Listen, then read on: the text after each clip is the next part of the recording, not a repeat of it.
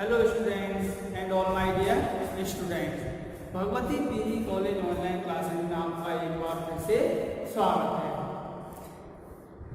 Last video में हमने क्या चल रहा था, कॉम्प्लेक्स टिश्यू। ठीक है, क्या पढ़े थे हमने? कॉम्प्लेक्स टिश्यू पढ़े थे। इसके अंतर्गत हमने जाइलम और फ्लोएम की संरचना और कार्यों के बारे में वर्णन किया था।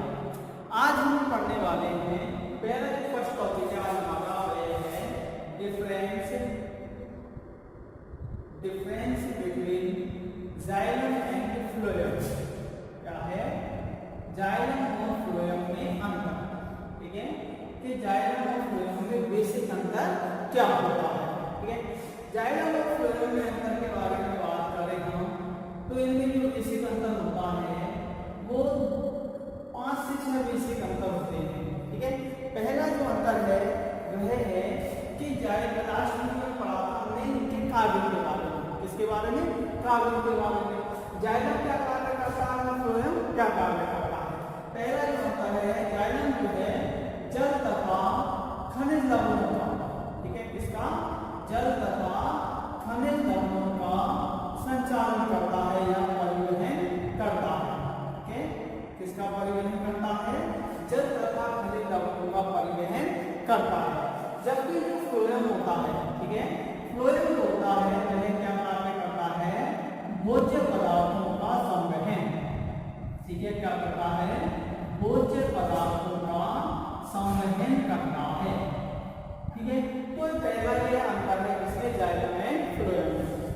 दूसरा जो मुख्य अंतर है वह जाइलम जो है जल तथा खनिज लवणों का परिवहन केवल एक ही दिशा में करता है, अर्थात इनका परिवहन कैसा होता है? यूनिडायरेक्शनल। कैसा होता है? यूनिडायरेक्शनल होता है तथा यह कैसा संचालन करते हैं? Upward conduction.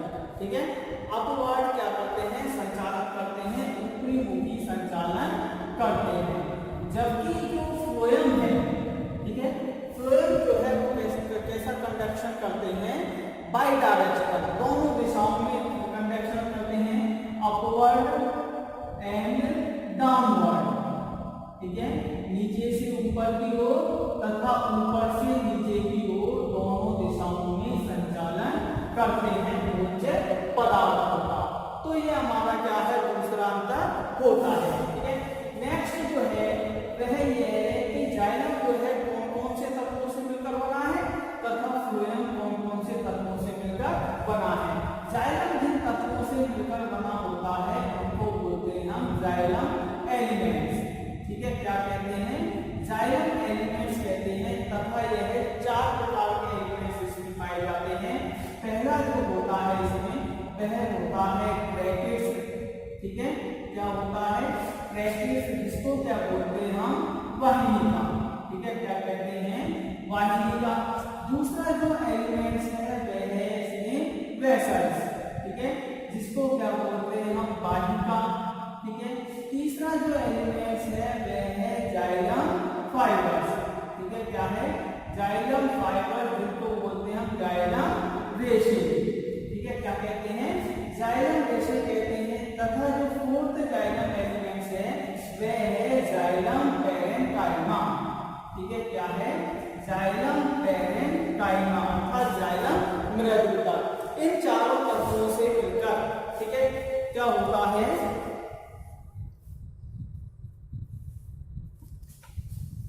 इन चारों तत्वों से मिलकर जाइलम का निर्माण होता है। इसी प्रकार से फ्लोएम भी 4 प्रकार के तत्वों से मिलकर बने होते हैं, जिनको क्या कहते हैं हम? Phloem elements. ठीक है, क्या कहते हैं?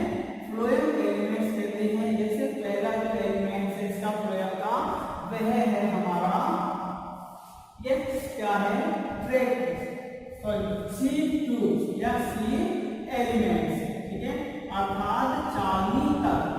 ठीक है, कहते हैं इनको चालनी तत्व कहा जाता है। ठीक है, जिसके अंतर्गत हमें पढ़े थे अलग अलग प्रकार की कोशिकाएं पाई जाती हैं। दूसरा जो है वह है हमारा कंपेनियन सेल। ठीक है, क्या है? कंपेनियन सेल अर्थात साथी कोशिकाएं या सह कोशिका।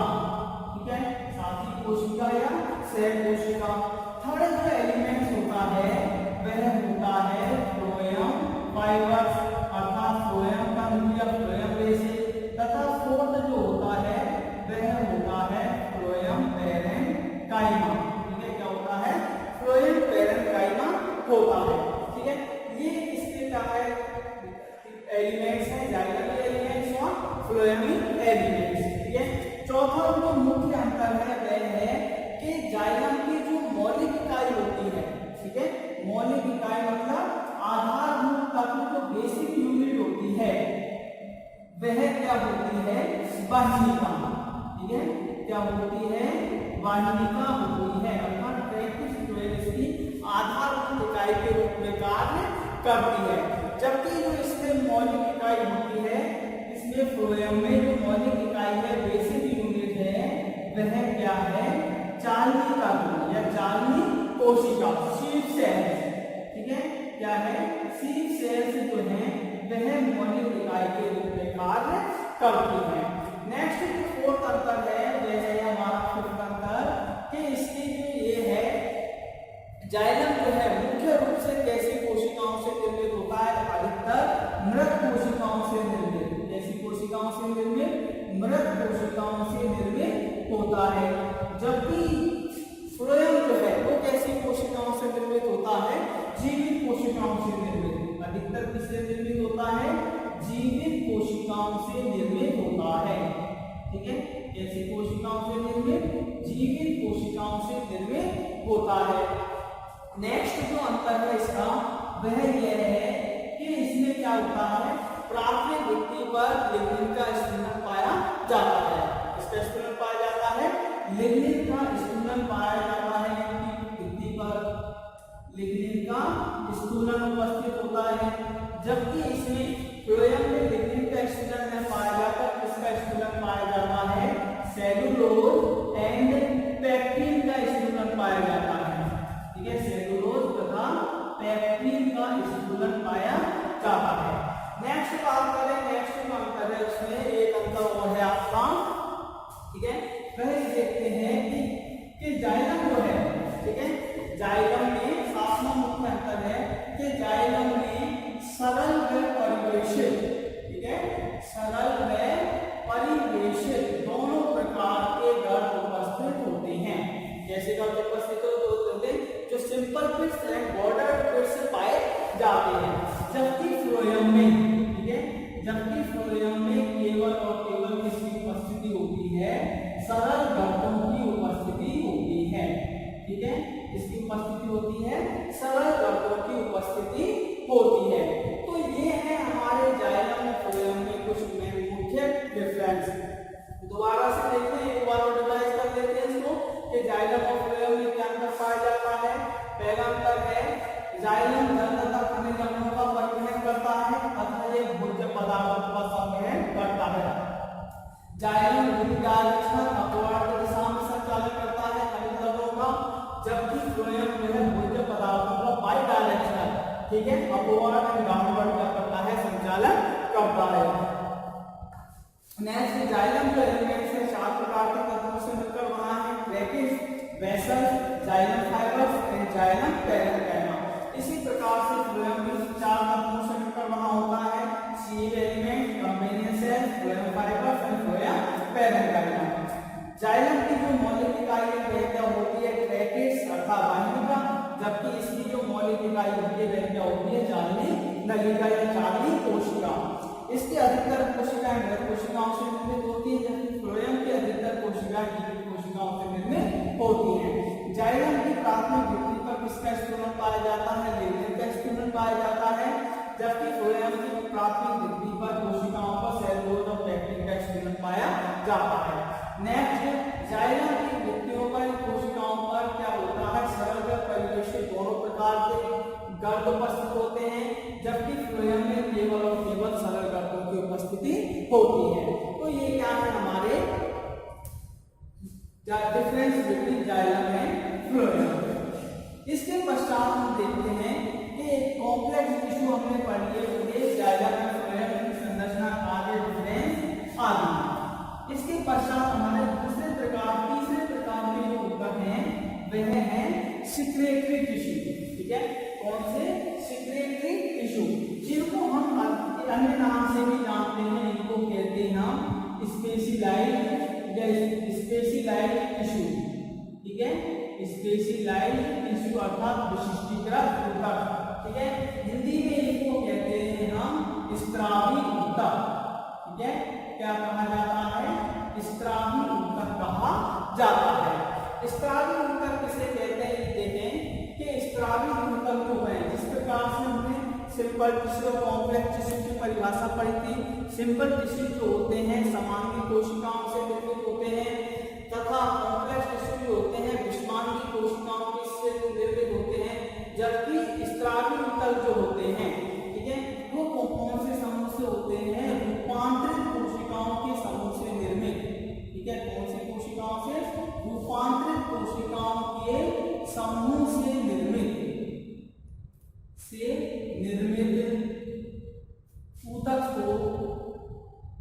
ऊतकों को स्त्रावी ऊतक कहते हैं। ठीक है, क्या कहते हैं?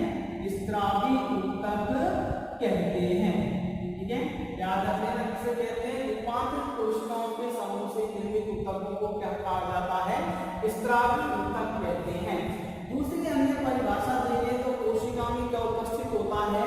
कोशिका द्रव्य। ठीक है, देखिए कोशिका में क्या पाया जाता है? साइटोप्लाज्म पाया जाता है। इस साइटोप्लाज्म में अनेक उपापचय क्रियाओं के फलस्वरूप, ठीक है, अनेक प्रकार के पदार्थों का क्या होता है? प्रोडक्शन होता है, निर्माण होता है।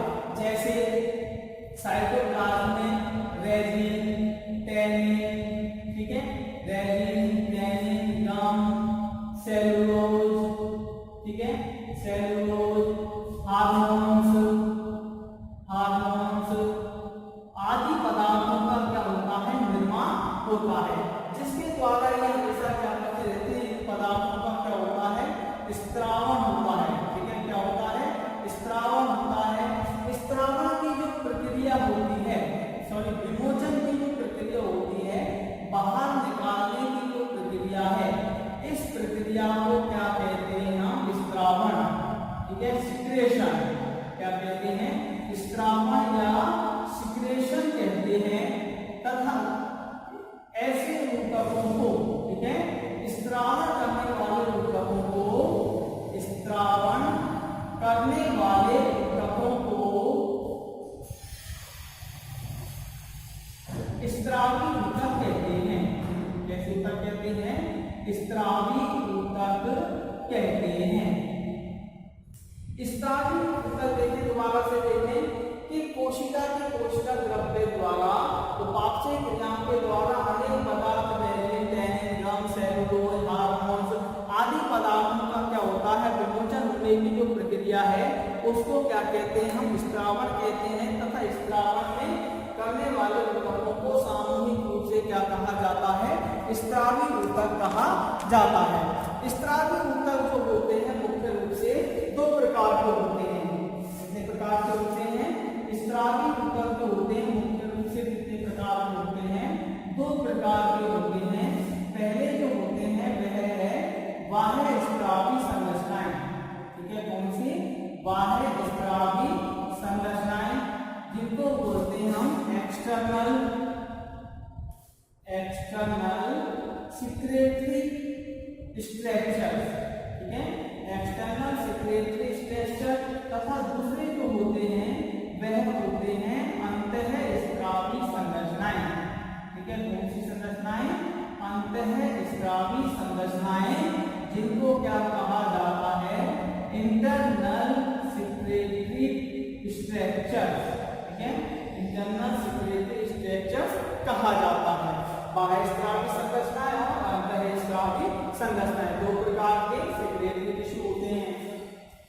बाह्य स्त्रावी संरचनाएं और अंतःस्त्रावी संरचनाएं क्या होते हैं तथा इनमें बेसिक डिफरेंस क्या होता है? ठीक है, बाह्य स्त्रावी संरचनाएं जो हैं वह कहां पर उपस्थित होते हैं? अंगों की बाह्य सतह पर। कहां पर उपस्थित होते हैं? अंगों की सतह पर उपस्थित होते हैं। ठीक है, कहां पर पाए जाते हैं? बाह्य स्त्रावी संरचनाएं हैं और अंगों की सतह पर उपस्थित होते हैं। जबकि जो अंतःस्त्रावी संरचनाएं होती हैं वह कहां पर होते हैं?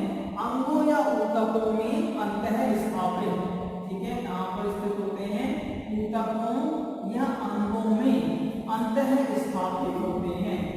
ठीक है, अंतर स्थापित मतलब पूरी तरीके से उसमें धसी हुई अवस्था में पाए जाते हैं, एम्बेडेड अवस्था में पाए जाते हैं। ठीक है, ये सतह पर उपस्थित होते हैं और यह अंतर स्थापित होते हैं।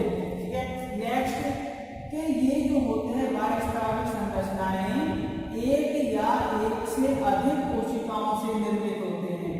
ठीक है, किससे निर्मित होते हैं? एक या एक से अधिक सेल्स से क्या होते हैं? निर्मित होते हैं। जबकि जो अंतःस्रावी संरचनाएं हैं वह कैसी होती हैं? कैसी होती हैं? बहुकोशिकीय होती हैं। कैसी होती हैं? बहुकोशिकीय होती हैं। नेक्स्ट जो तीसरा अंतर है वह क्या है कि इनकी उत्पत्ति जो होती है, बाह्यस्रावी संरचनाओं की जो उत्पत्ति होती है, ये कहाँ से उत्पन्न होते हैं? एपिडर्मिस से व्युत्पन्न। कहाँ से उत्पन्न होते हैं? एपिडर्मिस से व्युत्पन्न होते हैं।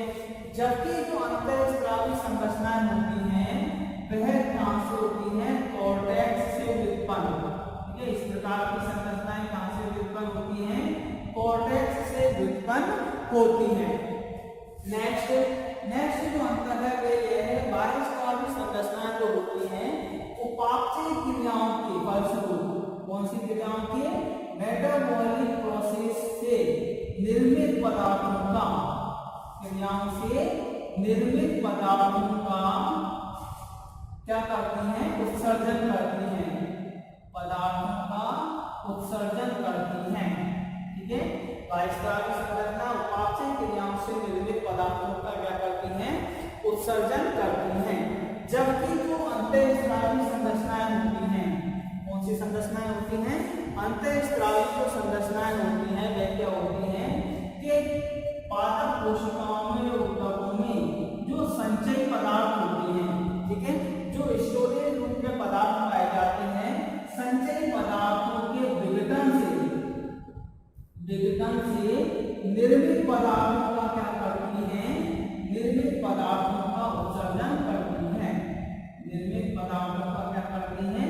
स्त्रावण करती है। तो ये बेसिक डिफरेंस होता है इसमें बाह्यस्रावी संरचना और अंतःस्रावी संरचना में। दोबारा से सुनिए, बाह्यस्रावी संरचना क्या है, अंतःस्रावी संरचना क्या है? ये अम्लों की सतह पर उपस्थित होती है और ये ऊतकों में अम्लों में क्या होती है? अंतःस्रावी रूप में पाई जाती है। बाह्यस्रावी संरचना एक या एक से अधिक कोशिकाओं से निर्मित होती है, जबकि अंतःस्रावी संरचनाएं सदैव बहुकोशिकीय होती हैं। इनकी व्युत्पत्ति कहाँ से होती है? एपिडर्मल टिश्यू से होती है, एपिडर्मिस से होती है। जबकि अंतःस्रावी संरचनाओं की उत्पत्ति कहाँ से होती है? ये कॉर्टेक्स से व्युत्पन्न होते हैं। इनका जो मुख्य कौन से पदार्थों का उत्सर्जन करती है? स्त्रावण करती है। उपापचय क्रियाओं से निर्मित जो पदार्थ होते हैं उनका क्या करते हैं? स्त्रावण और उत्सर्जन करते हैं। जबकि अंतःस्रावी संरचनाएं क्या कार्य करती हैं कि संचयी पदार्थ जो होते हैं उनके विघटन से निर्मित पदार्थों का क्या करती हैं? उत्सर्जन करती हैं। नेक्स्ट देखते हैं हम, ये हो गया इसमें बेसिक डिफरेंस क्या होती है। अब देखते हैं हम के पादपों में, ठीक है, बाह्यस्रावी संरचनाएं और अंतःस्रावी संरचनाओं में कौन कौन सी संरचनाएं या विशिष्ट संरचनाएं पाई जाती हैं। तो बाह्यस्रावी संरचनाओं में देखें हम, जो पहली संरचना आती है वह है ग्रंथिल रोम। ठीक है, क्या है? ग्रंथिल रोम, जिनको बोलते हैं हम ग्लैंडुलर हेयर। ठीक है, क्या होती हैं? Glandular hair. दूसरे प्रकार की जो संरचनाएं हैं वह है पाचक ग्रंथियां। ठीक है, क्या है? पाचक ग्रंथियां, जिनको बोलते हैं हम डाइजेस्टिव ग्लैंड्स। ठीक है, क्या है? Digestive glands. तीसरी जो होती है वह होती है इसमें दंशक रोम। ठीक है, क्या होती है? दंशक रोम, स्टिंगिंग हेयर्स।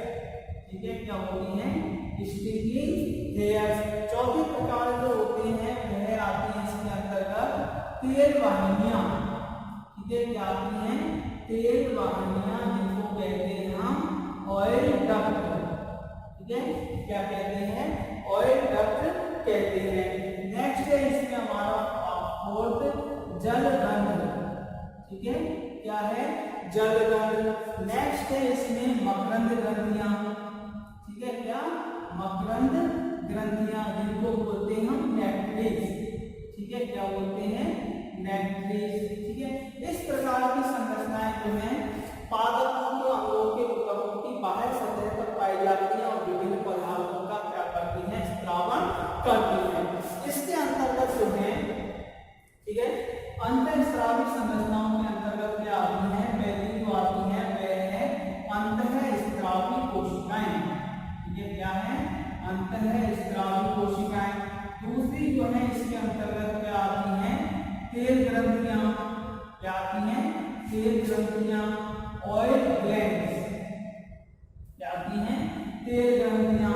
तीसरे जो आते हैं इसमें वह आते हैं रबर छील, ठीक है, क्या आते हैं, रबर छील, जिनको बोलते हैं हम लेक्सिफेरस, ठीक है। इसके अंतर्गत इस प्रकार की संरचनाएं आती हैं। तो ये एग्जाम्पल्स हमारे किसके बाह्यस्रावी संरचनाओं के और ये अंतःस्रावी संरचनाओं के अंतर्गत आने वाले कोशिकाएं या ऊतक पाए जाते हैं। तो ये है हमारे क्या, सिक्रेटरी टिश्यू या स्पेसिलाइज्ड टिश्यू, विशिष्टीकृत ऊतक। तो दोबारा से एक बार रिवाइज कर लेते हैं, एक मिनट के अंदर स्पेशलाइज्ड टिश्यू या सिक्रेटरी टिश्यू किसे कहते हैं।